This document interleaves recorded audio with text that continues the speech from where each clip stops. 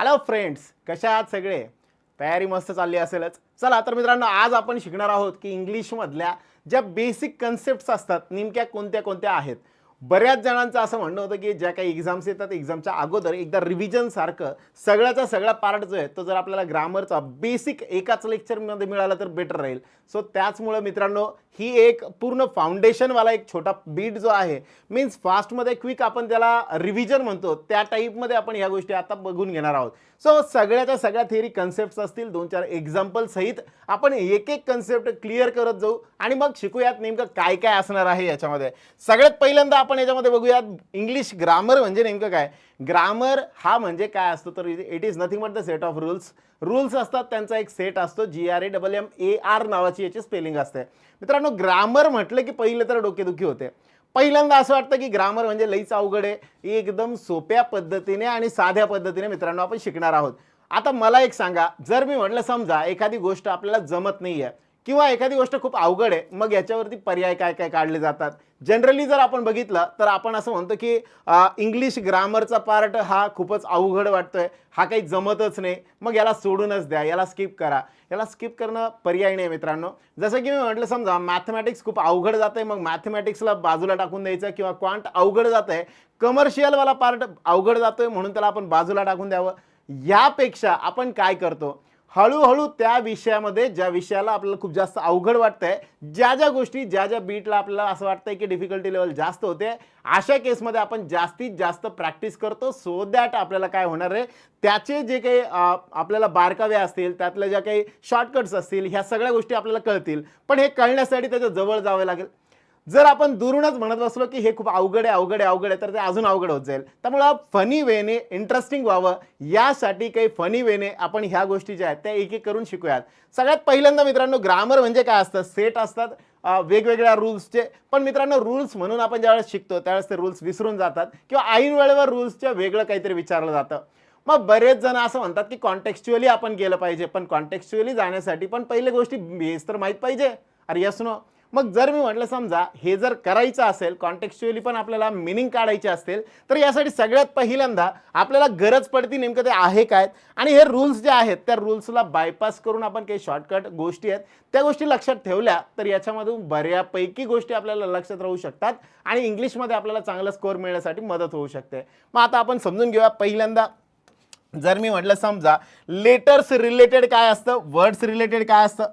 मग सगळ्यात पहिल्यांदा मी म्हटलं समजा लँग्वेज असेल तर सगळ्यात छोटा बीट असतो लेटर्स, त्यांचं कलेक्शन असेल त्याला म्हणतो वर्ड्स. क्लॉज आणि क्लॉजचं कलेक्शन असेल तर सेंटेन्स.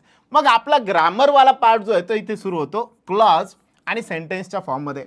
मग नेमकं ग्रामरशी रिलेटेड आपल्याला काय काय बघायचं असतं, तर सगळ्यात पहिल्यांदा सेंटेन्स जे तयार होतं, सब्जेक्ट व्हर्ब आणि ऑब्जेक्ट ह्या तिघांनी मिळून तयार होतं. याबद्दल आपण ऑलरेडी बघितलेलं आहे, ठीक आहे. त्यामुळे याला जास्त वेळ न लावता पुढे जाऊयात. सो बेसिकली बघायचं झालं तर फर्स्ट पर्सन, सेकंड पर्सन आणि थर्ड पर्सन असे 3 प्रकारचे सब्जेक्ट बनतात. मग याच्यामध्ये फर्स्ट पर्सन म्हणजे काय, जो स्पीकर असतो, जो बोलणारा असतो, बोलणारा. आता इथं मी जर म्हटलं समजा मी बोलतोय, मी स्पीकर आहे, मग मी झालो कोण, फर्स्ट पर्सन झालो, राईट. जर मी म्हटलं समजा सेकंड पर्सन कोण, जो लिसनर असतो, लिसनर जो ऐकणारा असतो, त्याला आपण म्हणतो सेकंड पर्सन, जो लिसनर आहे. लाईक तुम्ही सगळे लोक ऐकताय, मग तुम्ही झाले कोण, सेकंड पर्सन. आणि थर्ड पर्सन कोण असतो, असा पर्सन की जो डायरेक्टली और इनडायरेक्टली इथे इन्व्हॉल्व नाहीये कम्युनिकेशनमध्ये, डायरेक्टली इन्व्हॉल्व नाहीये, तो इनडायरेक्टली इन्व्हॉल्व असू शकतो. मग अशा वेळेस त्याला म्हणतो आपण थर्ड पर्सन. जसं की मी म्हटलं समजा आपण गप्पा मारतोय आणि गप्पा मारताना मी म्हटलं तो सलमान किंवा ती ऐश्वर्या, मग ते सध्या इथं प्रेझेंट आहेत का, तरी सुद्धा आपण त्यांच्याबद्दल बोलतोय म्हणून ते झाले थर्ड पर्सन, राईट. मग जर मी म्हटलं समजा आय आणि वी यांना आपण फर्स्ट पर्सन म्हणून कन्सिडर करतो, सेकंड पर्सन म्हणून यू या सब्जेक्टला कन्सिडर करतो, आणि थर्ड पर्सन म्हणून ही, शी, इट आणि दे यांना कन्सिडर करतो, ठीक आहे. मग यांच्यामध्ये जर मी म्हटलं समजा ही म्हणजे एखाद्याचं नाव असतं, शी म्हणजे एखादीचं नाव असतं, आणि इट म्हणजे एखाद्या वस्तूचं नाव असतं. या तिघांचं पण कलेक्शन असेल तर त्याला आपण म्हणतो दे. या तिघांचं पण कलेक्शन असेल तर त्याला आपण म्हणतो दे. ओके का, सगळ्यांना क्लिअर का. अरे यस नो, एवढा पार्ट लक्षात आला. सो सब्जेक्ट असतात तर 3 प्रकारचे सब्जेक्ट असतात. मग त्यात मी म्हटलं समजा फर्स्ट पर्सन, सेकंड पर्सन आणि थर्ड पर्सन. मग ह्यांच्यावरती बेस पार्ट्स ऑफ स्पीचमध्ये म्हटलं तर नाऊन आणि प्रोनाऊनवाला पार्ट बनतो. हे नेमकं काय ते पुढे गेल्यावर अजून आपण बघूयात. सध्या एवढं 3 क्लिअर झाले असतील. If yes then will proceed further. सगळ्यात पहिल्यांदा मग मी जर म्हटलं समजा फॉर्म्स ऑफ वर्ब, मग जर मी म्हटलं जसं मी सब्जेक्ट बघितलं, सब्जेक्ट सारखा दुसरा प्रकार येतो that is the verb. What is the meaning of verb then? Verb exactly असतं काय? मग वर्ब जो असतो असा वर्ड की जो सेंटेन्सला सेन्स देतो. काय देतो? सेन्स देतो. त्याला आपण म्हणतो काय? वर्बवाला फॉर्म. मग जो सेंटेन्सला सेन्स देणार आहे, जसं की मी म्हटलं समजा Krish dash cricket, is there any sense? याला सेन्स नव्हता. पण आता मी जर म्हटलं समजा क्रिश प्लेज क्रिकेट, सेन्स बनला. क्रिश एन्जॉईज क्रिकेट, सेन्स बनला. बरोबर. मग हे दोन जे आहेत हे काय करतायत तर सेन्स देण्याचं काम करतायत. कशाचं काम करतायत? सेन्स देण्याचं. म्हणून हे दोन्ही पण वर्बवाले फॉर्म म्हणून कन्सिडर केले जातील. मग हे दोन्ही पण काय आहेत तर वर्बवाले फॉर्म आहे. कोणते फॉर्म आहेत? वर्बवाले फॉर्म. मग वर्ब म्हणजे असा शब्द असतो की जो वाक्याला जे आहे तर सेन्स प्राप्त करून देतो. जर हे नसतील तर वाक्य जे आहे ते बिनकामाचं आहे. याला आपण सेंटेन्स किंवा वाक्य म्हणू शकत नाही. ओके काय एवढं? अरे यस नो? आता याच्यामध्ये बरेचसे प्रकार बनतात. जर मी म्हटलं समजा ह्या टाईपमध्ये इथे जर मी म्हटलं हा जसा आपण पहिले बघितला Krish plays cricket, Krish enjoys cricket, ह्या पद्धतीचे 2 प्रकारचे वर्ब जे आहेत ते बनू शकतात. ओके का? मग आता जर मी म्हटलं समजा दोन्ही वर्ड जे आहेत त्यांना काय म्हटलं आपण? वर्ब म्हटलं. मग असे वर्बचे वेगवेगळे फॉर्म सुद्धा बनतात. जसं की मी म्हटलं समजा क्रिश प्लेज क्रिकेट, दुसरं मी म्हणू शकतो इथं क्रिश प्लेड क्रिकेट. कळतंय का? मग आता जर मी म्हटलं समजा हा प्लेजवाला पण वर्बवाला फॉर्म आहे आणि हा प्लेडवाला पण वर्बवाला फॉर्म आहे, मग हा बनल प्रेझेंटवाला फॉर्म आणि हा असतो पास्टवाला फॉर्म. मग असं जर मी म्हटलं समजा याला मी म्हणतो वर्बचा फर्स्ट फॉर्म आणि याला मी म्हणतो वर्बचा सेकंड फॉर्म समजण्यासाठी. ठीक आहे. आणि यालाच जर मी म्हटलं समजा वर्बचा थर्ड फॉर्म बनवायचा आहे, वर्बचा थर्ड फॉर्म, मग प्लेचं प्लेड हाच थर्ड फॉर्म बनतो आणि याचा वर्बचा फोर्थवाला पण फॉर्म बनतो ज्याला आपण म्हणतो प्लेइंग. काय म्हणतो त्याला आपण? प्लेइंग. मग ह्यानुसार जर मी म्हटलं तर काय काय बनतील? वर्बचे 1, 2, 3 आणि 4 असे 4 वेगवेगळे फॉर्म बनतात. मग वर्बच्या पहिल्या फॉर्मला नाव दिलं होतं आपण प्रेझेंट, वर्बच्या सेकंडवाल्या फॉर्मला नाव देतो आपण पास्ट आणि वर्बच्या थर्डवाल्या फॉर्मला नाव देतो पास्ट पार्टिसिपल. Past participle. आणि या व्यतिरिक्त जर मी म्हटलं V4 यालाच नाव देतो आपण प्रेझेंट पार्टिसिपल. काय नाव देतो? Present participle. सर मग हे आता वाक्यामध्ये वापरायचे कसे असतात? वाक्य आपल्याला येतात, वाक्यात आपल्याला अंडरस्टँड कसे होणार आहे? टप्प्याटप्प्याने शिका बाळांनो. डायरेक्टली सेंटेन्स घेतलं की नाही कळणार. राईट? तुकडे तुकड़ों में बांटकर सीखना चाहिए. सो द बेसिक रूल जर आपण बघितला, ब्रिटिशांनी एवढ्या सगळ्या कंट्रीजवरती राज्य करू शकल्याचं कारण आपल्याला माहिती आहे. त्यांचा एक बेसिक रूल होता, डिवाइड अँड रूल. आपल्याला सुद्धा जर एखाद्या गोष्टीवरती विजय मिळवायचा असेल, इंग्लिश लँग्वेज लईच अवघड जातंय, मग चांगलं बनवायचं, सोपं बनवायचं, त्यासाठी डिवाइड अँड रूल. जो पार्ट आहे त्याला छोट्या छोट्या तुकड्यामध्ये डिवाइड करा आणि मग त्याच्यावर रूल करा. कळतंय? जसं की मी म्हटलं समजा व्होकॅब आहे, ग्रामर आहे आणि रिडिंग आहे. सर मला तिन्ही एकदाच वाढवायचं नाही होणार. एक एक टप्प्याटप्प्याने इम्प्रूव्ह करत चला. सोबत सोबत तुम्हाला दुसरा पार्ट थोडाफार असं करत मग आपल्याला काय करायला लागेल? कॉन्कर करायला लागेल. कळतंय? एकदाच जर तिन्ही करायला गेलो तर मग अवघड आहे. म्हणून टप्प्याटप्प्याने जो एकदा पहिला ग्रामरचा पार्ट तो होता व्होकॅबलरी आणि व्होकॅब शिकता शिकता मग एकदा हे कंप्लीट झालं, मग आपण रीडिंगच्या वेनी त्याला अजून चांगलं कसं परफेक्ट बनवता येईल याकडे आपण लक्ष दिलं पाहिजे. So this is the proper strategy. ठीक आहे. चलो मग आता जर मी म्हटलं समजा सगळ्यात पहिल्यांदा बघितलं वर्बचं फर्स्ट फॉर्म प्रेझेंटवालं, वर्बचं सेकंड म्हणजे पास्टवालं, वर्बचं थर्डवालं फॉर्म म्हणजेच पास्ट पार्टिसिपलवालं फॉर्म आणि वर्बचं फोर्थवालं फॉर्म म्हणजे प्रेझेंट पार्टिसिपलवालं फॉर्म. ठीक आहे. सो ह्या वेळी जर आपण विचार केला तर सगळेच्या सगळे क्वेश्चन्स जे आहेत ते याच्याशी रिलेटेड असे बनू शकतात. राईट? मग मी म्हटलं वर्बचे असे 4 फॉर्म आहेत. टोटल किती फॉर्म आहेत? 4 फॉर्म आहेत. मग पहिला फॉर्म प्रेझेंट, दुसरा पास्ट, पास्ट पार्टिसिपल आणि प्रेझेंट पार्टिसिपल. मग जनरली हे 2 जे फॉर्म असतात ह्या 2 फॉर्मला आपण पार्टिसिपल असं म्हणतो. याचं कारण आहे हे डिपेंड असतात. काय असतात? कुणावर तरी डिपेंड असतात, एकटे वाक्यामध्ये वापरले जाऊ शकत नाही. समजा मी म्हटलं, आता समजा एखादं वाक्य घेतलं आपण, मी एक कन्सिडर केला व्हर्बवाला फॉर्म राईट. राईट हा पहिला फॉर्म. मी याचा दुसरा फॉर्म म्हटलं रोट, तिसरा म्हटलं रिटन आणि फोर्थवाला म्हटलं रायटिंग. बरोबर. आता झालं काय बघा मित्रांनो, जर ह्यांच्यापैकी एक मी कन्सिडर केलं, राईट, रोट, रिटन आणि रायटिंग, सो ह्यांच्यापैकी एक जर आपण कन्सिडर केला, हा फर्स्ट फॉर्म, हा सेकंडवाला फॉर्म, हा थर्डवाला फॉर्म आणि हा फोर्थवाला फॉर्म. जर यात मी म्हटलं I write something, I write something, तर हे करेक्ट आहे. बरोबर. आता इथं मी म्हटलं I wrote something, that is also correct. पण मी म्हटलं आय रिटर्न समथिंग, हे चालेल का? अरे चलेगा क्या? नाही चलेगा. मग याला सपोर्टला कोण लागतो? Have, has. बरोबर. यासारखं कुणीतरी पाहिजे.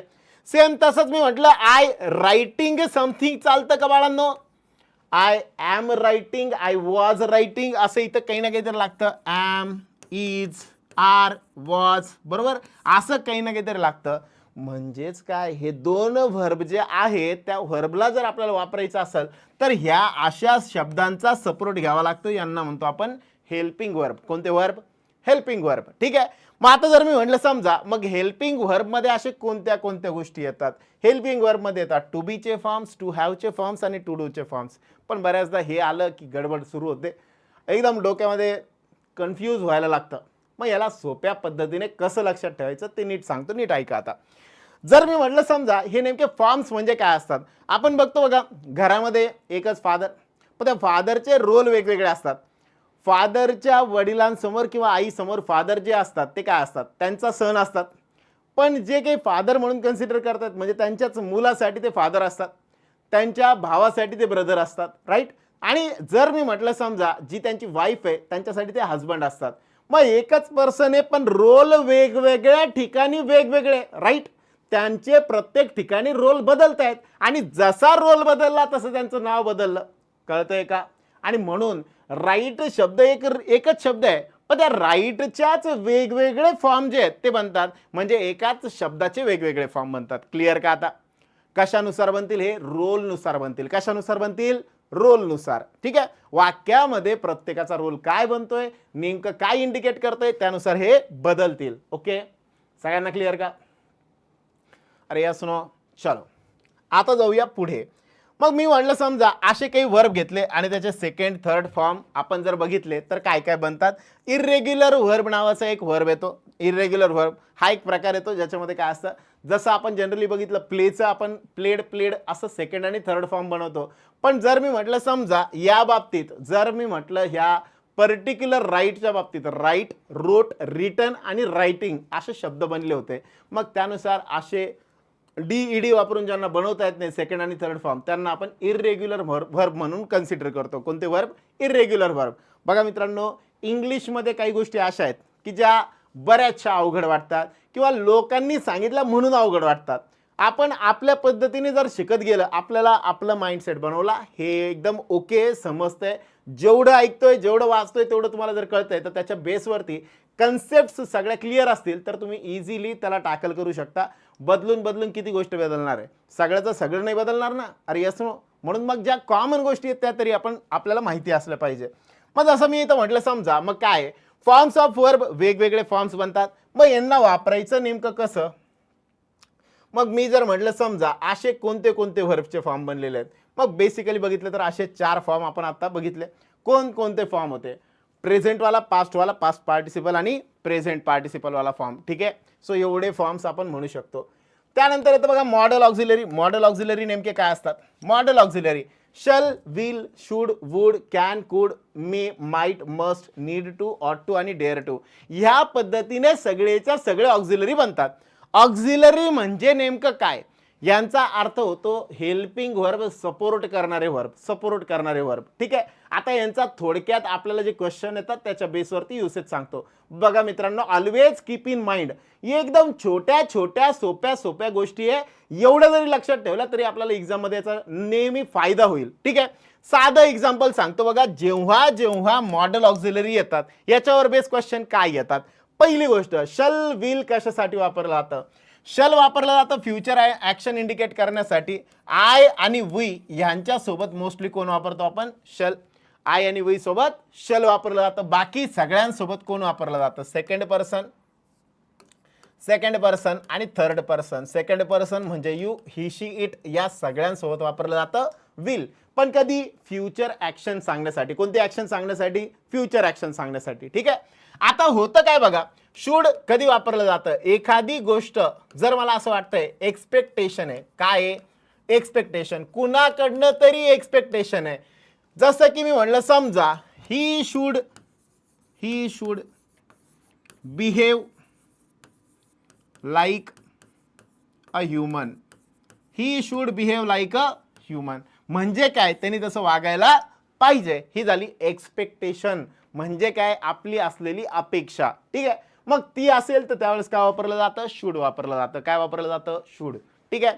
शुड सारखाच असतो एक अजून मॉडल ऑक्झिलरी ज्याला आपण म्हणतो ऑट टू. ऑट टू हा सुद्धा वापरला जातो, पण हे ऑब्लिगेशन म्हणून वापरले जातात. ठीक आहे. मग या प्रत्येकाचा काही ना काहीतरी यूज आहे, बरोबर. ह्यांच्याशी रिलेटेड बरेच युसेज बनतात, पण मी बेसिकली या सगळ्यांना लक्षात ठेवण्यासाठी एकदम सोप्या वेळेने सांगतो. जे सांगतो आता ते नीट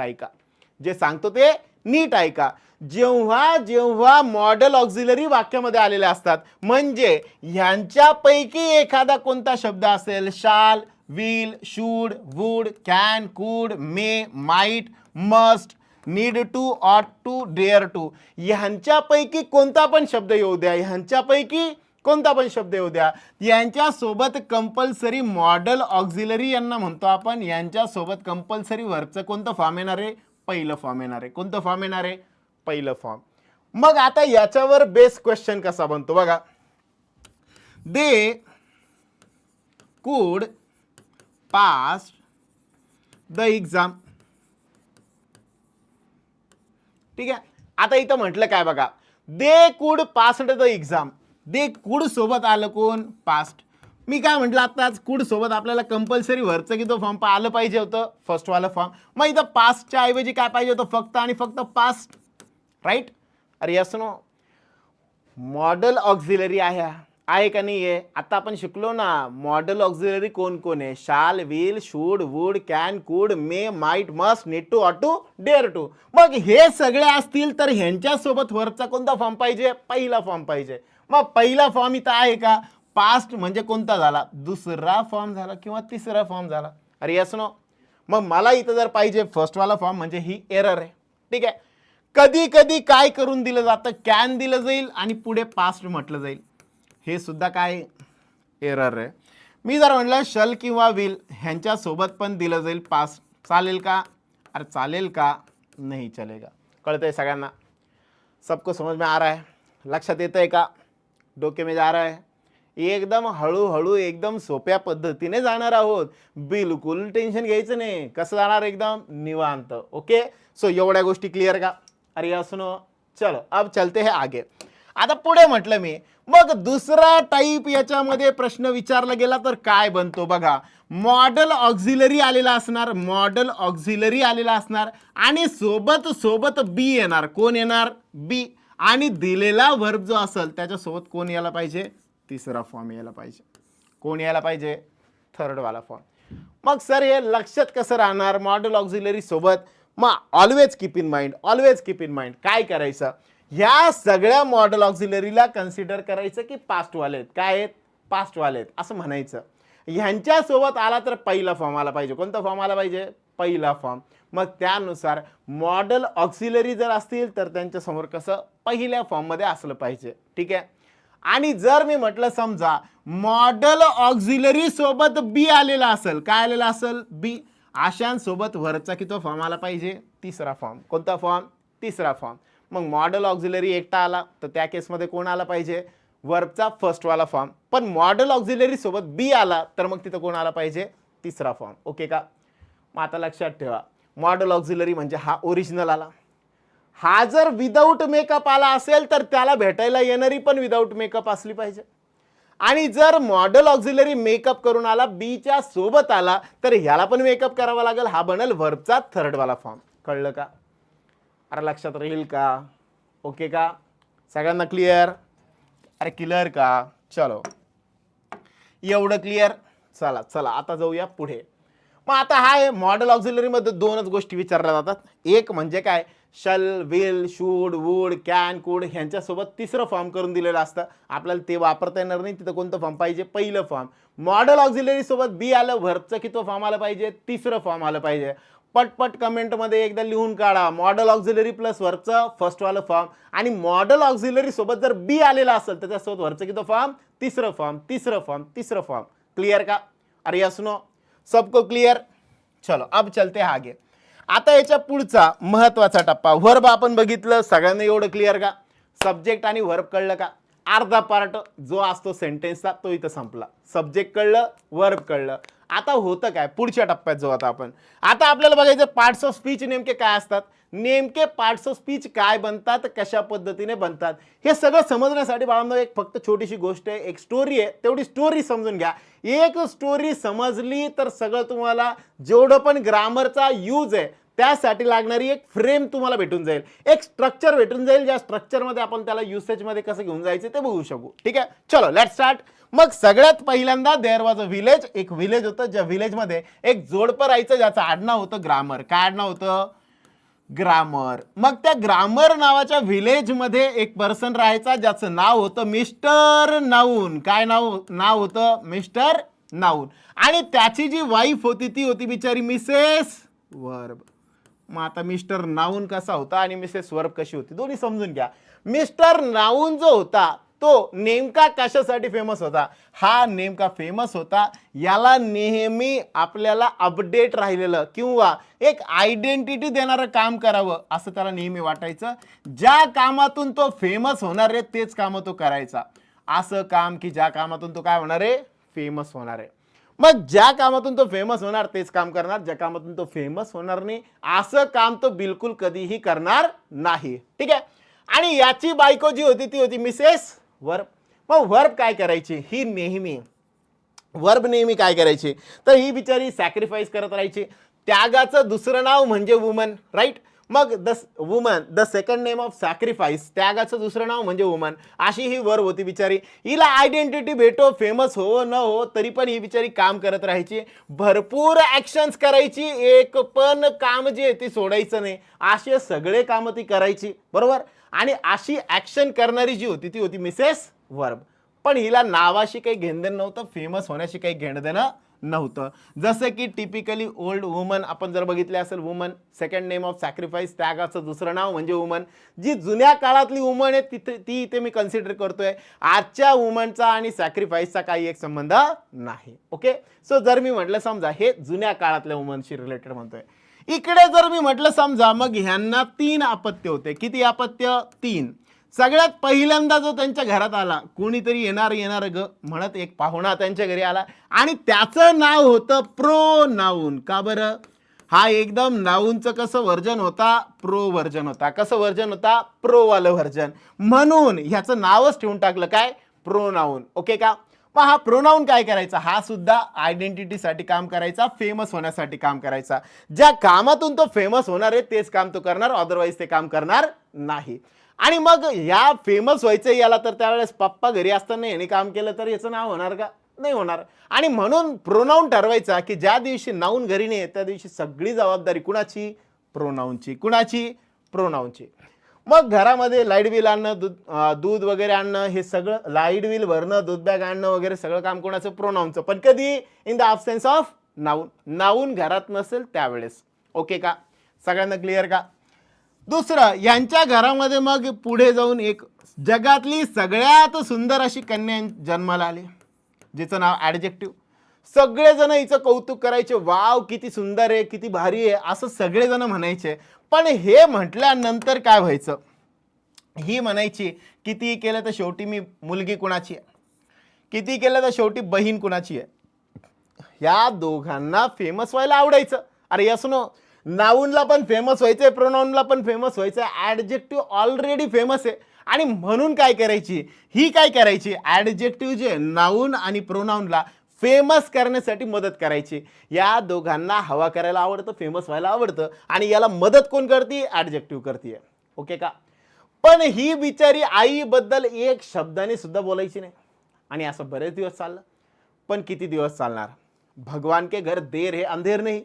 देवाकडे सगळ्यांसाठी वेगळा न्याय, बरोबर. आणि म्हणून देवाने काय केलं, यांच्या घरात अजून एक कन्यारत्न पाठवलं, जिचं नाव होतं ॲडव्हर्ब. काय नाव होतं?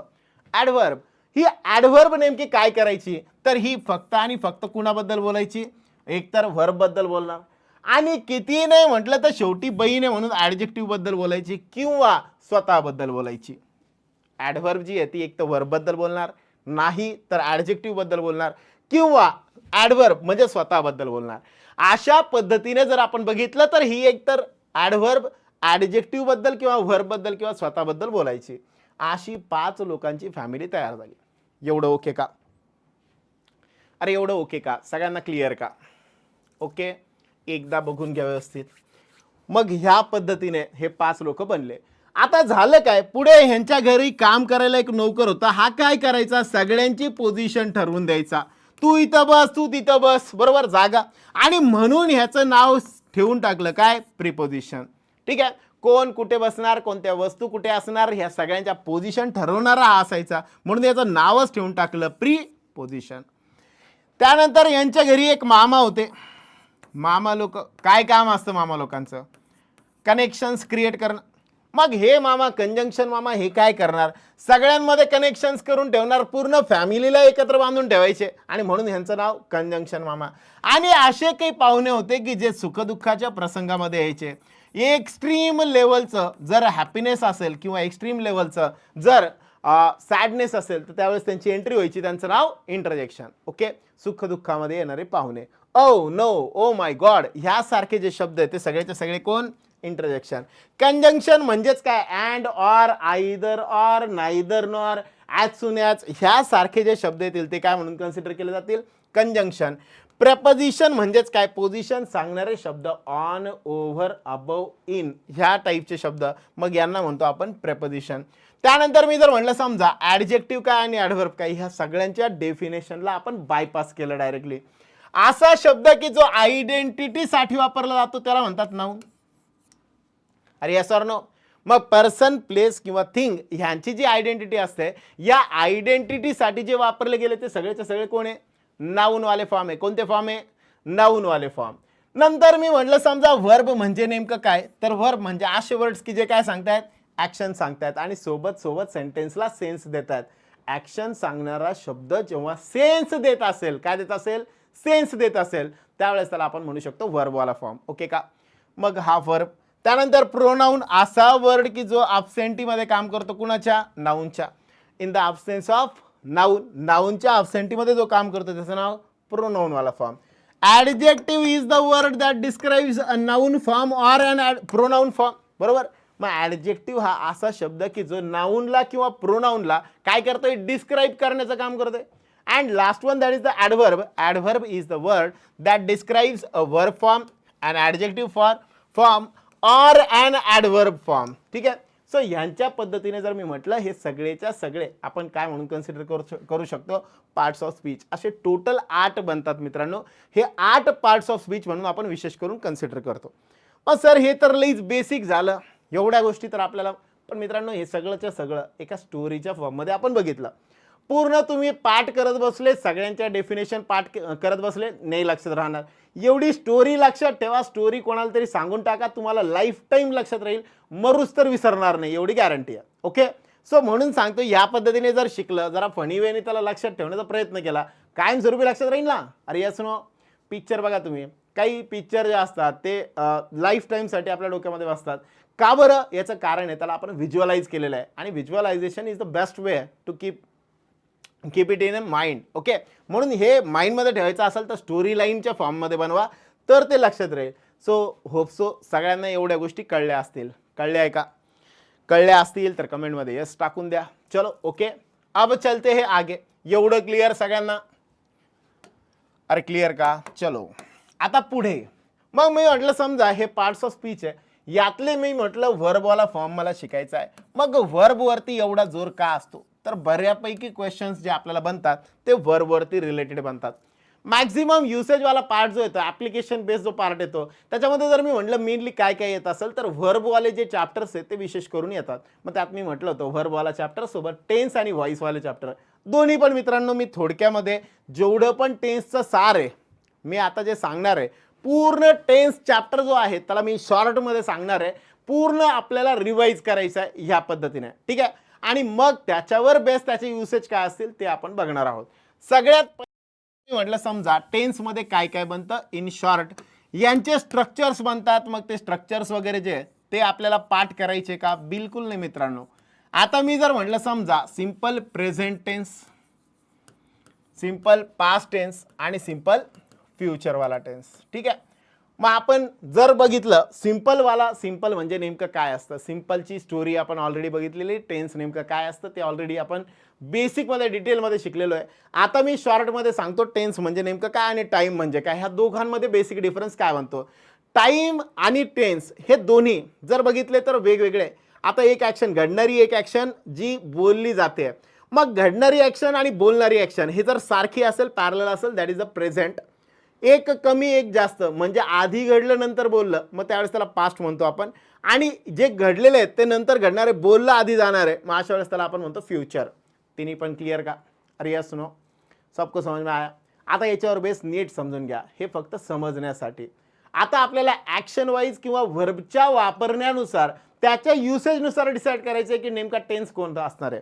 मग टेन्स म्हणजे नेमकं काय असतं? टेन्स म्हणजे टाईम इंडिकेट केला जातो. त्या टाईमला ड्युरेशनच्या फॉर्ममध्ये कॅल्क्युलेट करायचं असेल तर त्या केसमध्ये आपण त्याला टेन्सच्या फॉर्ममध्ये कन्सिडर करतो. घडलं कधी आणि बोललं कधी ह्यात जर व्हॅरी झाला तर त्यावेळेस त्याला आपण टेन्स म्हणून कन्सिडर करतो. आणि घडताना आणि बोलताना सारखा असेल तर त्याला टाईम कन्सिडर करतो. कसं बाबा? ठीक आहे, एक ॲक्सिडेंट घडला आणि डॉट 12 वाजता घडला. मग तो ॲक्सिडेंट त्याच्याबद्दल कुणाला तरी सांगायचं आहे, सांगताना आपण काय सांगणार? काल रात्री 12 वाजता ॲक्सिडेंट घडला, 12 वाजताचा ॲक्सिडेंट घडला, राईट. मग जर मी म्हटलं समजा 12 वाजता घडला, यामध्ये काय टाईम चेंज होतोय का? बिलकुल नाही. जो टाईम सांगितला तो टाईम फिक्स राहिला. यावेळेस याला आपण कन्सिडर करणार काय म्हणून? टाईम म्हणून. आता हीच ॲक्शन कधी घडली याच्याबद्दल मी नंतर बोलायला लागलो. मग बोलताना मी सांगितलं की आता सध्या मी बोलतोय, हे झालं प्रेझेंट. 5 मिनिटानंतर हेच काय बनणार आहे? पास्ट. आणि जर मी म्हटलं माझं फ्युचर प्लॅनिंगबद्दल मी सांगितलं, मग त्यावेळेस हे काय बनणार आहे? Future tense. कळतंय? So in this way if I consider, वर्बचे फॉर्म हे बदलतात. वाक्यामध्ये वापरताना त्यांना आपल्याला वेगवेगळ्या पद्धतीने वापरायला लागतं. बदलणारा जो कॉन्स्टंट बदलणारा आहे तो फक्त कोण आहे? वर्बवाला फॉर्म. वर्ब बदलला, टेन्स बदलला, वर्ब बदलला, टेन्स बदलला. मग ह्यानुसार पूर्ण टेन्स चॅप्टर आपण स्ट्रक्चर पूर्ण पाठ करत बसायची गरज नाही. जो कॉमन पार्ट आहे तो सगळीकडेच आहे ना. सिंपल टेन्समध्ये कॉमन काय येतं? सब्जेक्ट आणि ऑब्जेक्ट कॉमन येतं. मग बदलतं काय? सिंपल प्रेझेंट टेन्समध्ये तो व्हर्बचं पहिलं फॉर्म. कोणतं फॉर्म? पहिलं फॉर्म. आणि ही शीटच्या नंतर यस किंवा ईएस लागतं. मग इथं फक्त एवढंच लक्षात ठेवा, सिंपल प्रेझेंट टेन्समध्ये वरचं पहिलं फॉर्म. आणि जर ही शी इट असेल, कोण असेल? ही शी इट, तर यांच्यासोबत आपल्याला यस किंवा ईएस वापरायचं आहे. हे का बरं वापरायचं आहे? कारण ही शी इट हे थर्ड पर्सन सिंग्युलर बनतात, त्यांचं आयडेंटिफिकेशन व्हावं यासाठी त्यांना यस किंवा ईएस वापरलं जातं. पुढे पण आपल्याला बऱ्याच गोष्टी याच्यावर डिपेंड वापरायच्या मित्रांनो. जसं की मी म्हटलं इज वापरलं, ही शीटसाठी कॉमन. हॅज वापरलं, ही शीटसाठी कॉमन. सो या पद्धतीने तिघांसाठी पण कॉमन गोष्टी आपण वापरतो. मग मी म्हटलं तर त्या केसमध्ये यस कधी वापरायचं, ईएस कधी वापरायचं? जर समजा मी म्हटलं जो वर्ब असेल त्या वर्बच्या शेवटी S H, C H, X, O, S आणि झेड ह्यांनी एंड होत असेल तर तिथं वापरलं पाहिजे यस, ईएस. अदरवाईज वापरायचं फक्त यस. ओके का? मग आता मी म्हटलं समजा गो, शेवटी कोण आला? ओ आला. याच्यात आहे का? चेक करा. आहे. मग इथं वापरणार आपण गोज. ठीक आहे. मी जर म्हटलं इथं ओपन, OPEN, काय बनणार? शेवटी कोण आलाय? एन. इथं आहे का? चेक करा. एन नाही आहे. मग इथं कोण आला पाहिजे? फक्त यस, ओपन. ओके का? जर मी म्हटलं समजा फिक्स, FIX, काय येणार? फिक्सेस. मी जर म्हटलं समजा फिनिश, काय म्हणलं? फिनिश. शेवटी आला यस एच, त्याला काय लागणार? ईएस. ओके का? सो ह्या पद्धतीने म्हटलं तर ह्यांच्यापैकी कोणता पण एक घ्या. जर मी म्हटलं कॅच, CATCH, मग चेक करा आता आहे का, आहे. मग इथं कोण येणार, फक्त ES. ओके का सर, हे तर लई सोपं दिसतं. मग क्वेश्चन येताना परीक्षेमध्ये लई अवघड येतात, लईच अवघड असतं. बाळांनो टेन्शन घेऊ नका. या कन्सेप्ट आहे. वाक्य किती पण मोठं असलं तरी पण कन्सेप्ट बदलणार आहे का, कधीच नाही. आणि म्हणून कन्सेप्टवरती, व्हर्बवरती जर आपण फोकस केलं, आपल्याला जर त्या व्हर्बमध्ये एरर असेल, जर आपल्याला वाटतंय की मोठं भरपूर वाक्य दिलेलं आहे आणि मग त्याच्यानंतर व्हर्ब दिलेला आहे एक एवढूसा, मग तो ओळखायचा कसा. वाक्यांमध्ये सगळं जमल, पहिले बेसिक वेने आपल्याला कन्सेप्ट त्याच्या समजून घेणं गरजेचं आहे. एकदा हे कळलं, वाक्य किती पण मोठं बनवलेलं असलं तरी सुद्धा त्याच्यामध्ये पण व्हर्बवाला फॉर्म सेम त्याच पद्धतीने येणार आहे. कळतंय का. आणि म्हणून ह्या पद्धतीने बेसिक कन्सेप्ट क्लिअर करत चला. मग मी म्हटलं समजा simple present tense, simple present tense मध्ये कोण आला, वरचा फर्स्ट फॉर्म आला, यस किंवा ES आला, ही शी इटच्या नंतर. सेम तसंच मी म्हटलं जर वायने शेवट होत असेल, कशाने, वायने, मग त्या केसमध्ये काय करायचं. समजा मी म्हटलं प्ले, प्लेचं काय बनतं, प्लेज, बरोबर. मग तसं कॅरीचं बनायला पाहिजे, कॅरीच, पण बनतं का, अरे बनतं का. मग कॅरीचं काय बनवतो आपण, कॅरीज, असं का. प्लेला तर आपण काय केलं, PLAY, प्लेज बनवलं, PLAYS, बरोबर. पण मग असं कॅरीच्या बाबतीत इथं असा अन्याय का केला, का केला. कॅरी सोबत पण डायरेक्ट वायला यस लावायला पाहिजे होतं. ऐसा क्यों होता है, बोलो, का होत असेल असं. याचं एकमेव कारण मित्रांनो, वायच्या पहिले कोणता लेटर आलाय तो बघा. जर तो वॉवेल्स पैकी एक असेल, AEIOU पैकी एक, तर तिथे कोण आला पाहिजे, प्लेज आला पाहिजे. ओके का, ओके का सगळ्यांना. मग कॅरी म्हटलं तर कॅरीचं बनतं कोण, कॅरीज. तसं प्ले म्हटलं, प्लेचं बनतं कोण, प्लेज.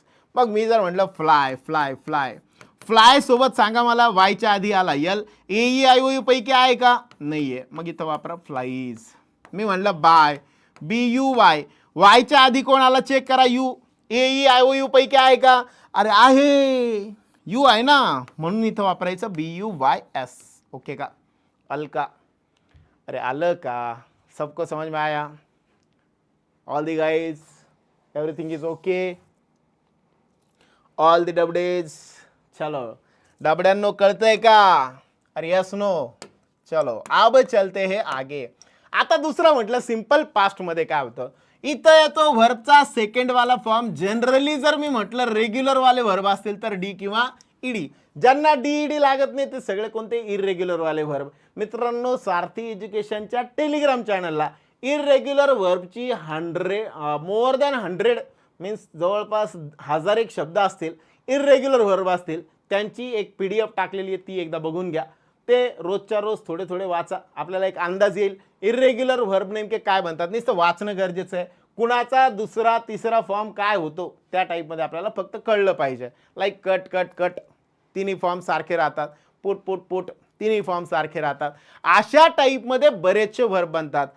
कम नावाचा शब्द आहे, कम, पहिला येतो COME, दुसरा बनतो CAME, केम, आणि तिसरा परत बनतो कम, COME. मग असे इरेग्युलर व्हर्ब असतात. मग हे इरेग्युलर व्हर्ब आपल्याला माहिती असणं गरजेचं आहे. सिंपल फ्युचरमध्ये काय बनतं, व्हर्बचा पहिला फॉर्म येणार आणि याच्या अगोदर येणार शल किंवा वेल, शल किंवा वेल. ओके का. नंतर मी म्हटलं कंटिन्युअस वाल्या व्हर्बमध्ये नेमकं काय होतं, कंटिन्युअस वाल्या टेन्समध्ये नेमकं काय होतं. व्हर्बचा कॉमन पार्ट आहे, व्हर्बचा ING फॉर्म आलेला असतो. कोणता फॉर्म, ING वाला फॉर्म. याच्या अगोदर कोण आलं ते बघायचं, ॲम, इज, आर. जर कंटिन्युअस प्रेझेंट टेन्स असेल तर त्यामध्ये ॲम, इज, आर ह्यांच्यापैकी कोणीतरी एक आला पाहिजे. आय असेल तर आय सोबत वापरलं जातं ॲम. ही, शी, इट ह्यांच्यासोबत आपण म्हटलं होतं कॉमन पार्ट येतात, तो येतो इज. आणि बाकी सगळे म्हणजे वी आणि यू आणि दे यांच्यासोबत वापरलं जातं आर. इकडे जर मी म्हटलं तर वॉज आणि वेअर, एकच असेल एकटा असेल तर वॉज, जास्तीचे असतील तर वेअर वापरलं जातं. ओके का. आणि इकडे जर मी म्हटलं शल आणि विल यांच्यापैकी शल वापरलं जातं आय आणि वी साठी. सेम तसंच इथे बनतं शल बी किंवा विल बी. ओके. आणि सोबत जे आलेलं असतं व्हर्बचं ING वाला फॉर्म कॉमन. ओके का. हे आपण इथं बघितलं. मग या व्हर्बच्या आयएनजी फॉर्मच्या आधी यांच्यापैकी कोणीतरी एक येईल, यांच्यापैकी एक येईल किंवा यांच्यापैकी एक येईल. ओके का, सगळ्यांना क्लिअर. त्यानंतर तिसरा प्रकार बनतो परफेक्ट वाला टेन्स. कोणता टेन्स? परफेक्ट वाला टेन्स. याच्यामध्ये काय बनतं? व्हर्बचा किती फॉर्म? थर्ड वाला फॉर्म. किती फॉर्म? थर्ड वाला. पण याच्या आधी इथं प्रेझेंट टेन्स कशावरनं कळणार? यांच्या आधी कोण आलं पाहिजे? हॅव किंवा हॅज. जर हेच म्हटलं पास्ट मध्ये जाताना काय बनतं? याच्या आधी येतं हॅड आणि इथे येतं शल हॅव किंवा विल हॅव. ओके का, अरे यस नो, सबको क्लियर. आणि लास्ट वाला कंटिन्युअस परफेक्ट. लास्ट वाला येतो कंटिन्युअस परफेक्ट. इथं कॉमन काय बनतं? बीन येतं, बीन, BEEN प्लस वर्बचा ING वाला फॉर्म येतो आणि हे मात्र कॉमन राहतात. मग सर ह्यांच्यामध्ये नेमकं सारखं काय आहे? बघा, हे पण सारखं, हे पण सारखं, हे पण सारखं, मग वेगळं काय? इथं वेगळं आहे. इथं हॅव हॅजच्या सोबत वर्बचा किती फॉर्म आला? तिसरा फॉर्म. इथं हॅव हॅजच्या सोबत बीन येतं आणि वर्बचा ING वाला फॉर्म येतं. मग सर हे नेमकं काय केलं काही कळत नाहीये, काही समजत नाहीये, काय करू? बघा आता मित्रांनो, मी काय करतो? एक वाक्य घेतो. काय करतो? एक वाक्य घेतो आणि त्या वाक्याला असं सगळीकडे सगळ्या फॉर्ममध्ये घेऊन जातो. ओके, जसं की मी म्हटलं, समजा I solve the puzzle. आता जर मी इथं आयच्या ऐवजी वापरलं असतं ही, तर काय झालं असतं? सॉल्व. बरोबर, शेवटी ई आलेला आहे. SHCHXOSZ ह्यांच्यापैकी एक आहे का? नाही. मग इथं आलं असतं फक्त yes, he solves the puzzle. हा झाला सिंपल प्रेझेंट टेन्स. यालाच मला सिंपल पास्ट बनवायचं आहे. कसं बनवणार? He solved the puzzle. बरोबर. यालाच मी म्हटलं फ्युचरमध्ये घेऊन जायचं आहे. He will solve the puzzle. आणि जर इथं आय असतं तर I shall solve the puzzle. Okay. Continuous प्रेझेंटमध्ये घेऊन गेलं. Continuous present. He is solving the puzzle. Okay. पुढे ही पास्टमध्ये घेऊन जायचं आहे. Was solving the puzzle.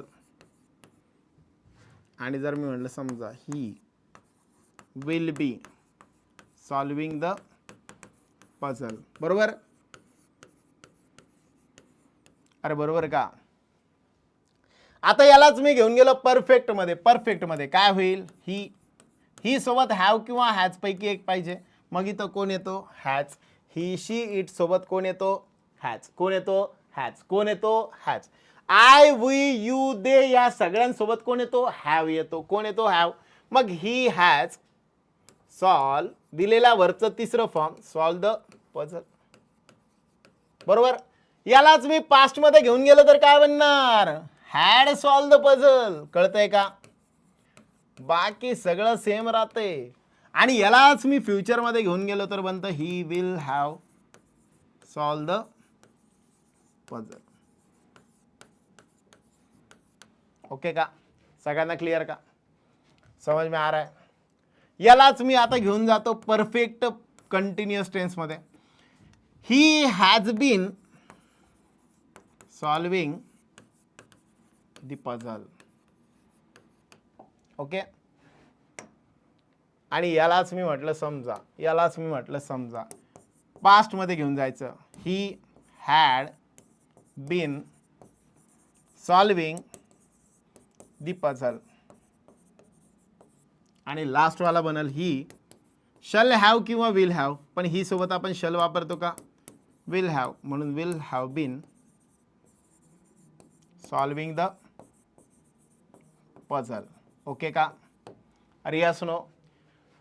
So overall मी जर म्हटलं समजा तर एवढे 4 वेगवेगळे टेन्स जे आहेत त्या फॉर्ममध्ये वाक्य जे आहे ते बनू शकतील. सो ज्यांना असं वाटतंय की बेसिक खूपच कच्चं आहे, मला काहीच समजत नाही, अशा लोकांनी अशा टाईपचे वाक्य 10 ते 15 ट्राय करा. तुम्हाला सगळंच्या सगळं टेन्समधलं जे बेसिकवालं वाक्य आहे, बेसिकवाला पार्ट आहे, तो सगळा लक्षात येऊन जाईल. रोजच्या रोज फक्त काय करायचं? रोजच्या रोज 1, 2, 4 असे वाक्य घ्यायचे, मनानेच तयार करायचे आणि त्या वाक्याला सगळ्या टेन्समध्ये घेऊन जायचं. ठीक आहे? सोपा पर्याय. जमल सगळ्यांना? ज्यांना ऑलरेडी थोडंफार माहिती आहे त्यांना करायची गरज नाही. मी जनरली बेसिक ज्यांचं खूप खराब आहे, लईच वैताग येतो, अशा लोकांनीच फक्त हे ट्राय करा. ओके, चलो. मग हे जर मी म्हटलं, समजा हा झाला टेन्सचा बेसिकवाला पार्ट. सर एवढं सोपं येतं का? सोपं म्हणजे काय मित्रांनो, हे जर आपण केलं तर आपल्याला काय होणार आहे, आपल्याला एक अंदाज येणार आहे, बेसिक क्लिअर होणार आहे. ओके, जर याच्या पुढच्या टप्प्यात गेलो आपण, याच्या पुढच्या टप्प्यात गेलो, आता याच्या पुढचा टप्पा नेमका काय? टेन्सचा युसेज. टेन्सवाला पार्ट आपण हा सगळा बघितला. आता याचा युसेज नेमका काय तो आता आपण समजून घेऊ. एकदा याला मिटवतो. मग टेन्सचा युसेज नेमका काय होतो? आता हा युसेज नेमका काय प्रकार असतो बाबा? मी आता म्हणलं, आपल्याला बँकिंगमध्ये जे प्रश्न विचारले जातात ते युसेजवरती बेस असतात. कशावरती बेस? युसेजवरती. मग यांना पूर्ण वापरायचं नेमकं कसं? जर आपल्याला कळलं की यांना वापरायचं कसं, 10वी पासून म्हणजे पहिल्यापासून आपण शिकत आलेलो आहे, पहिली दुसरी तिसरी पासून आपण हे सगळं शिकत आलेलं आहे. शिकतो, भरपूर वेळेस टेन्स शिकतो, पण पुन्हा पुन्हा विसरतो. याचं एकमेव कारण म्हणजे काय, तर आपण काय करतो, ज्या पण गोष्टी आपण शिकतोय त्या सगळ्याच्या सगळ्या गोष्टी आपण यूज कधीच केल्या नाही. आता आपण काय करू, त्याला यूज करून बघू. ठीक आहे, एकदा टेन्स शिकायचं आणि टेन्सला यूज करायचं. मग यूज कसं केलं जातं, मग what is the meaning of usage, ह्या सगळ्या टेन्सला कुठे कुठे वापरायचं आहे. मग याचे बनले भरपूर सारे रूल्स. तो मैंने क्या किया, जसं की आपल्याला रूल्स लक्षात ठेवणं जरा अवघड वाटतं, रूल्सच्या बेसने आपल्याला जाता येत नाही, म्हणून मी काय केलं, काही छोट्या छोट्या गोष्टी ज्या आहेत त्या ह्याच्यातनं लक्षात ठेवल्या.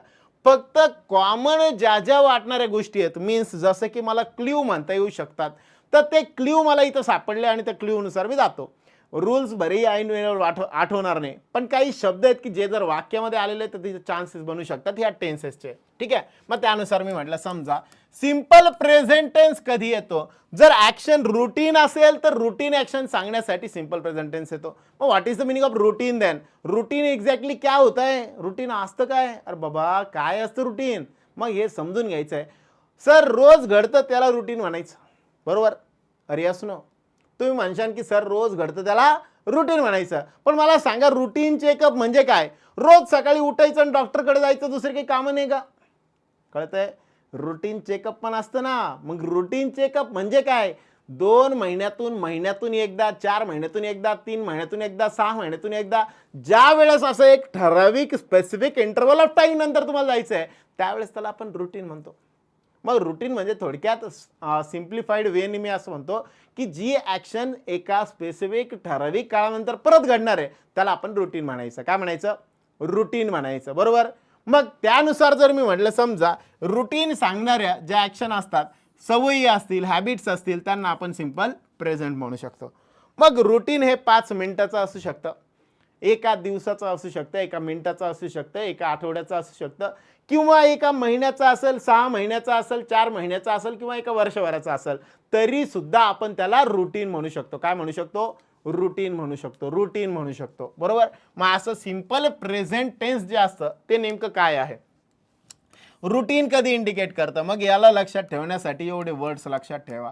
AEIOURD, yes, AEIOURD, yes. मग हे नेमके असतं काय? ए म्हणजे ऑलवेज, ई म्हणजे एव्हरी, आय नसतो, आयच्या ऐवजी असतो F frequently, O for often, U for usually, R for regularly, D for daily, S for seldom. यांच्या व्यतिरिक्त अजून काही शब्द बनू शकतात की जे रुटीन ॲक्शन इंडिकेट करतात. मग जर हे शब्द वाक्यामध्ये आले तर याला म्हणतात ॲडव्हर्ब ऑफ सिंपल प्रेझेंट. म्हणजेच काय, असे ॲडव्हर्ब की जे रुटीन ॲक्शन सांगतात. जर हे आले तर चान्सेस तिथे बनतात कोणाचे? सिंपल प्रेझेंट टेन्स येण्याचे. कोणता टेन्स? Simple present. मला लक्षात ठेवायला सोपं आहे. काय लक्षात ठेवायचं? AEIOURD, yes. मग यस पासून म्हणतो सेल्डम. सेल्डम म्हणजेच काय असतो? कभी कभी. आपण म्हणतो बघा, कभी कभी मेरे दिल में ख्याल आता है, राईट? त्याला कभी कभी काढून टाकायचं, म्हणायचं सेल्डम. सेल्डम काय म्हणायचं? सेल्डम सेल्डम मेरे दिल में ख्याल आता है. आणि मग याला आपण लक्षात ठेवू शकतो. सो सिंपल प्रेझेंटमध्ये AEIOURD, यस, ह्यांच्यापैकी एखादा शब्द आलेला असेल तर तिथे समजून घ्या सिंपल प्रेझेंट टेन्स येणार आहे. मग कोणते शब्द? AEIOURD, yes. A for always, E for every, F for frequently, O for often, U for usually, R for regularly, D for daily, S for seldom. असं सगळ्यांनी पुन्हा पुन्हा बघून, याला रिपीट बघून बाजूला नोट करून ठेवा सगळेचे सगळे वर्ड्स. ओके, लक्षात राहतील. सिंपल पास्ट मध्ये कोण येतं? मग हे शब्द आले तिथं समजायचं कोणता टेन्स आहे? सिंपल प्रेझेंट टेन्स आहे. मग मी म्हणलं समजा regularly he dash the hospital. काय यायला पाहिजे इथं? विजिट्स. का बरं? कोणता शब्द आला? रेग्युलरली. मग रेग्युलरली जर मी म्हटलं समजा तर इथं कोण यायला पाहिजे? व्हिजिट्स यायला पाहिजे. का बरं? का बरं यायला पाहिजे? कारण इथं शब्द आला रेग्युलरली. मग रेग्युलरली आला म्हणजे सिंपल प्रेझेंट टेन्स आहे आणि सिंपल प्रेझेंट टेन्स असेल तर व्हर्बला यस किंवा ईएस लागतं. म्हणून इथं कोण पाहिजे होतं? व्हिजिट्स पाहिजे होतं. ओके का? सो या वेळी आपण काय करू शकतो तर यूज करू शकतो. सगळ्यांना कळतंय का? मग हे शब्द कशासाठी हे कळतंय का? डायरेक्ट मी भरपूर रूल्स आहे त्या सगळ्या रूल्सला बायपास करून फक्त कोणाला लक्षात ठेवतोय? शब्दांना लक्षात ठेवतोय. मग असे पास्टवाले पण शब्द असतात का? असतात. कोण असतं? बाली. काय लक्षात ठेवायचं? बाली. कोण आली? बाली. B for before, A for ago, L for last, Y for yesterday. यांच्यापैकी कोणता पण एखादा शब्द आला तर तिचा सिंपल मधला कोणता टेन्स येतो? पास्ट येतो. मग ह्या व्यतिरिक्त अजून काय येतं? इन प्लस पास्ट टाइम येतो. In plus past time. आणि सोबत ॲट नाईट असेल तर तिथे सुद्धा आपल्याला सिंपल पास्ट टेन्स वापरायचा असतो. नंतर मी म्हटलं सिंपल फ्युचरसाठी कोणते शब्द? CANT, can't. या व्यतिरिक्त जर मी म्हटलं समजा इन सोबत जर फ्युचर टाइम असेल लाईक इन 2030, 40 अशा टाईपमध्ये तिथं आपल्याला काय वापरायचं आहे? Simple future. किंवा टू नाईट वाला शब्द असेल तर तिथं पण आपल्याला वापरायचं आहे सिंपल फ्युचर. मग हे बाली नेमकं काय असतं? B for before, A for ago, L for last आणि वाय फॉर यस्टरडे. जर ह्यांच्यापैकी एखादा शब्द आला तर तिथे आपल्याला कंपल्सरी काय वापरायचं आहे? सिंपल मधला पास्ट टेन्स वापरायचा आहे. ओके का? C for coming, A for after, N for next, T for tomorrow. ह्यांच्यापैकी एखादा शब्द आला तर तिथे आपल्याला वापरायचं आहे सिंपल मधला फ्युचर टेन्स. सिंपल मधला फ्युचर टेन्स. मग ह्यावरनं मी असं म्हणू शकतो का जर वाक्यामध्ये ह्यांच्यापैकी एखादा शब्द आला तर हा टेन्स असा आपण इझिली लक्षात ठेवू शकतो. मग बिनकामाचं बाकी सगळं लोड घेण्यापेक्षा सोप्यात सोपे फक्त शब्द लक्षात ठेवा. ओके का? आणि या शब्दांना पुन्हा पुन्हा रिवाइज करायचा सो दॅट हे कायमस्वरूपी लक्षात राहतील. मग कंटिन्युअस टेन्स मध्ये आपण बघितलं होतं वरचा कोण येतो? ING वाला फॉर्म कॉमन येतो. इथे कोण असतात? मग इथे लक्षात ठेवायला नाश्ता पी. काय पी? नाश्ता पी. नाश्ता पी म्हणजे नेमकं काय असतं? N for now, A for at, S for so far, T for this, A for at this, P for presently. जर ह्यांच्यापैकी कोणता पण एखादा शब्द आला तर तिथं समजायचं कंटिन्युअस मधला कोणता टेन्स आहे? प्रेझेंट वाला. इकडे जर मी म्हटलं पास्ट मध्ये काय येतं? व्हेन आणि व्हाईल येतं. व्हेन आणि व्हाईल येतं. ओके का? आणि सोबत जर मी म्हटलं तर माई, मॉर्निंग, आफ्टरनून आणि इव्हिनिंग सारखे शब्द येतात. जर हे आलेले असतील तर तिथं पण कंटिन्युअस पास्ट वापरतो. इकडे जर म्हटलं तर इकडे कांट प्लस माई, कांट प्लस माई, मॉर्निंग, आफ्टरनून, इव्हिनिंगच्या सोबत अजून कोण आलेलं असतं? कमिंग, आफ्टर, नेक्स्ट आणि टुमारो आलेलं असतं. यानंतर मी म्हटलं परफेक्ट वाला टेन्स. परफेक्ट वाला टेन्स काय असतं? याच्यात काय आलेलं असतं? जर मी म्हटलं इकडे तीनच शब्द असतात, जस्ट, रिसेंटली आणि लेटली. यांच्यापैकी कोणता पण एक शब्द घ्या तर तिथे कंपल्सरी परफेक्ट मधला कोणता टेन्स येणार आहे? प्रेझेंट वाला टेन्स येणार आहे. इकडे जर मी म्हटलं समजा इकडे शब्द नसतात पण इकडे कंडिशन असते. सिंपल पास्टच्या अगोदरची घडलेली ॲक्शन असेल तर परफेक्ट पास्ट वापरलं जातं. सिंपल पास्टच्या नंतर घडलेली असेल तर परफेक्ट प्रेझेंट वापरलं जातं. ओके. आणि इकडे काय असतं? बाय येतं आणि बायच्या सोबत बाय सोबत जो आहे तर टाइम आलेला असतो. मेनली हा टाइम फ्युचरवाला टाइम असतो. ओके.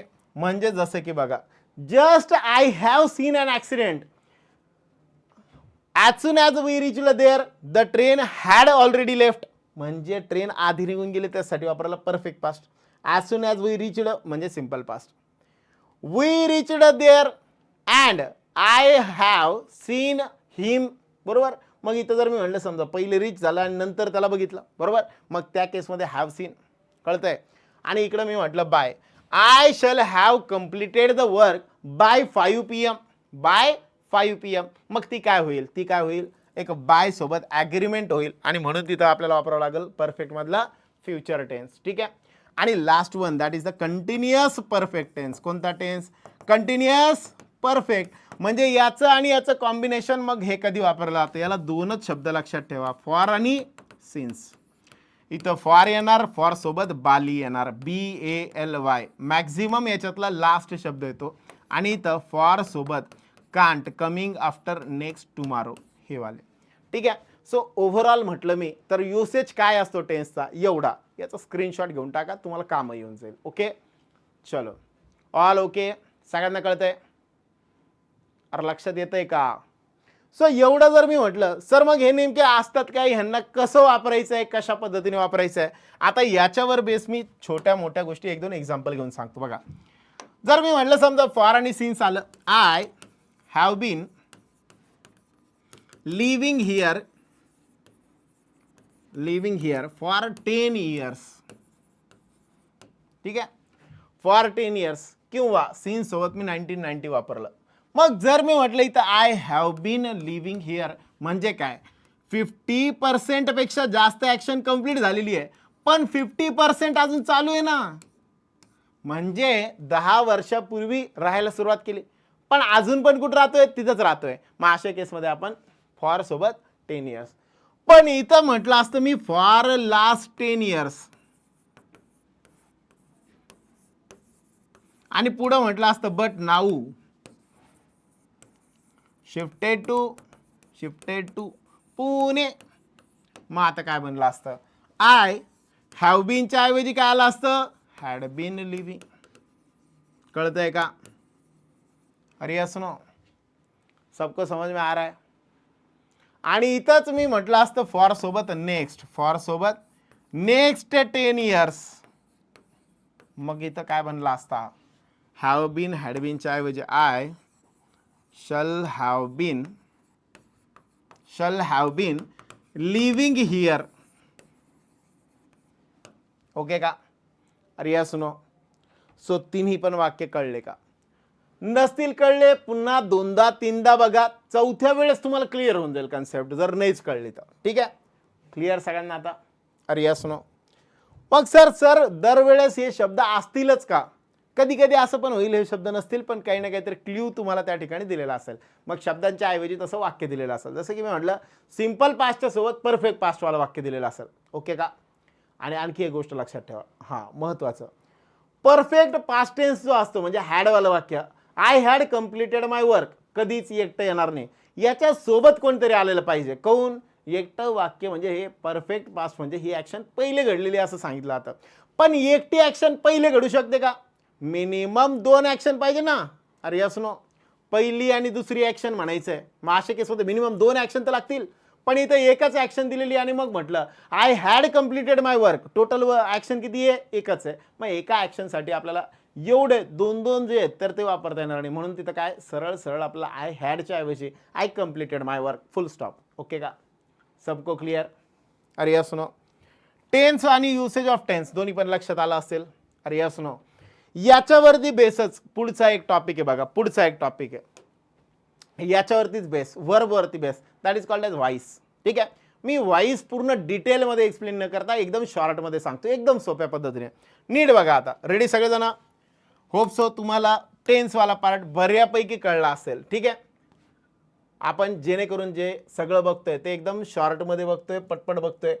ग्रामर इन शॉर्टच नाव आहे याचं, त्यामुळं थोडक्यात आपल्याला सगळ्या गोष्टी समजल्या पाहिजे यासाठी. ठीक आहे, मग आता झालं काय, व्हॉइसच्या बाबतीत जर मी म्हटलं समजा मेनली टेन्स काय आणि व्हॉइस काय नीट समजून घ्या. ॲक्टिव्ह आणि पॅसिव्ह असे 2 व्हॉइस येतात, हे बऱ्यापैकी सगळ्यांना माहिती असेल. मग टेन्सची कन्सेप्ट नेमकी काय असते ती आपण बघितली. थोडक्यात टेन्स लक्षात ठेवण्यासाठी मी चला तुम्हाला एक गाणं सांगून टाकतो. सांगू का? एक गाणं आहे टेन्स समझण्यासाठी. 100 साल पहले हमें तुमसे प्यार था, पास्ट टेंस, आज भी है और कल भी रहेगा. आज भी है प्रेझेंट टेन्स और कल भी रहेगा फ्युचर टेन्स. एकाच वाक्यात तिन्ही टेन्स आपल्याला लक्षात आले असतील. All okay? अरे कळलं का? इफ लाईक इट लेक्चरला पण लाईक करून टाका. ओके चलो, मग आता मी पुढचं म्हटलं समजा 2 प्रकारचे व्हॉइस आहे, एक ॲक्टिव्ह आणि दुसरा पॅसिव्ह वाला व्हॉइस. आता या ॲक्टिव्ह आणि पॅसिव्ह व्हॉइसला जर मला समजून घ्यायचं आहे, always keep in mind active voice म्हणजेच काय असतं, नथिंग बट द टेन्सवाला फॉर्म. मग हे काय असतात? टेन्सवाले फॉर्म असतात. मग हा simple present, simple past, simple future आठवलं? अरे यस नो, मग त्यानुसार जर मी म्हटलं समजा व्हर्बमध्ये पण मी दोन प्रकार करतो, एक व्हर्बवाला म्हणजे ॲक्टिव्हवाला व्हर्ब आणि दुसरा पॅसिव्हवाला व्हर्ब. एक व्हर्ब आहे ॲक्टिव्हवाला व्हर्ब आणि दुसरा आहे पॅसिव्हवाला व्हर्ब. मी व्हर्बला इंडिकेट करताना डायरेक्टली व्हर्बला मी कन्सिडर करताना व्हर्ब म्हणून कन्सिडर करतो, व्हॉइस चॅप्टर वेगळा म्हणून कन्सिडर करत नाही. मी दोन प्रकारचे व्हर्ब म्हणतो, एक ॲक्टिव्हवाला व्हर्ब, एक पॅसिव्हवाला व्हर्ब. आता ॲक्टिव्ह व्हर्बमध्ये काय होतं बघा, राईट. समजा मी वाक्य घेतलं I write something, I write something. आता याला मी पॅसिव्ह करतोय, पॅसिव्ह करताना काय म्हणणार आहे, something something is written by me, बरोबर.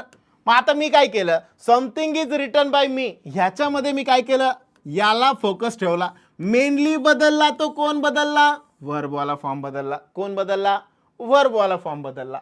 इथे राईट होतं, इथे इज रिटन किंवा ॲम इज आर ह्यांच्यापैकी एक येईल. अरे यस नो. मग याला मी काय करतो, सोप्या पद्धतीने लक्षात ठेवण्यासाठी डायरेक्टली असं घेतो, जर ॲक्टिव्ह वाक्यामध्ये राईट किंवा राईट्स किंवा राईट्स आलेलं असेल ES वालं, मग अशा केसमध्ये पॅसिव्ह करताना होणार am is are written. Am is are सोबत काय बनणार, रिटर्न बनणार. काय बनणार, रिटर्न बनणार. ठीक आहे. जर दिलेल्या वाक्यात रोट आलेला असेल तर पॅसिव्ह करताना काय बनणार आहे, वॉज किंवा वेअर सोबत रिटर्न बनणार आहे. शल किंवा विल राईट आलेला असेल तर पॅसिव्ह करताना शल बी किंवा विल बी सोबत रिटर्न बनणार आहे. ॲम इज आर सोबत रायटिंग असेल तर पॅसिव्ह करताना ॲम इज आर सोबत बीइंग आणि रिटर्न बनणार आहे. वॉज वेअर रायटिंग असेल तर वॉज वेअर सोबत being return. Have has return असेल तर हॅव हॅज सोबत बीन आणि रिटर्न. आणि हॅड रिटर्न असेल तर हॅड बीन रिटर्न. आणि शल हॅव असेल तर शल हॅव किंवा विल हॅव असेल तर shall have will have been written. मग ह्यावरनं मला एक गोष्ट कळतीये, जर इथं मी म्हटलं समजा जे कंटिन्युअस वाले होते त्यांच्यासारखे इथं आले ॲक्टिव्हचे पॅसिव्ह होताना, मग मेनली मी जर कन्सिडर केलं तर काय होतंय, बदल जे होत आहे ते फक्त व्हर्बवाले फॉर्ममध्ये होत आहेत. मग तेवढे व्हर्ब, एवढेच व्हर्ब बनू शकतात, एक तर ॲक्टिव्हवाले नाही तर पॅसिव्हवाले. या व्यतिरिक्त जर एखादं आलं तर समजून घ्यायचं दॅट इज अन एरर. मग आता मी म्हणलं समजा ॲम इज आर सोबत कोणकोणते चान्सेस बनतात, नीट बघा. ॲम इज आर सोबत पहिला बनला कोण, ING वाला फॉर्म. ॲम इज आर सोबत दुसरा बनला कोण, व्हर्बचा तिसरा फॉर्म रिटर्न, बरोबर. आणि चौथा एक प्रकार बनतो ॲम इज आर सोबत येतो कोण, बीइंग वाला फॉर्म. कोणता फॉर्म, बीइंग वाला फॉर्म. ओके का.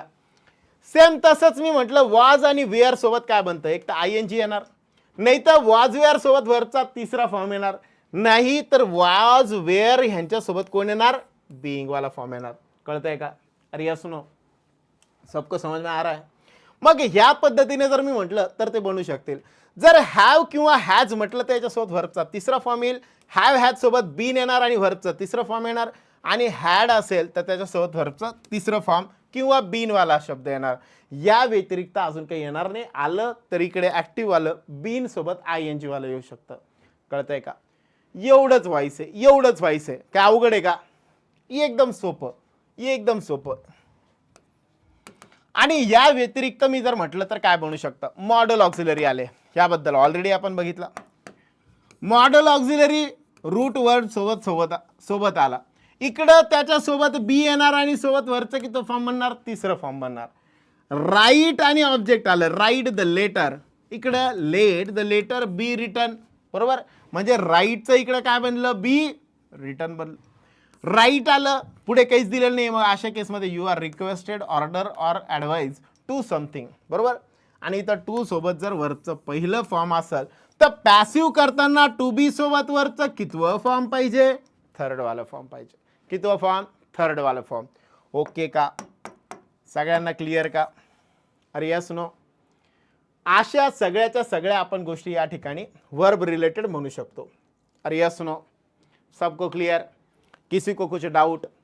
आता कंडिशनल सेंटेन्स काय असतात आणि ॲडजेक्टिव्ह वाले फॉर्म किंवा बाकी जे आहेत ज्याच्यावर मेनली क्वेश्चन्स आपल्याला येतात, लाईक सब्जेक्ट आणि वर्बशी रिलेटेड, तो वाला पार्ट आपण उद्याच्या म्हणजे नेक्स्ट पार्टमध्ये बघूयात. ठीक आहे, चलो उर्वरित पुढील भागात. Good day to all of you. Good day, good day, good day सगळ्यांना.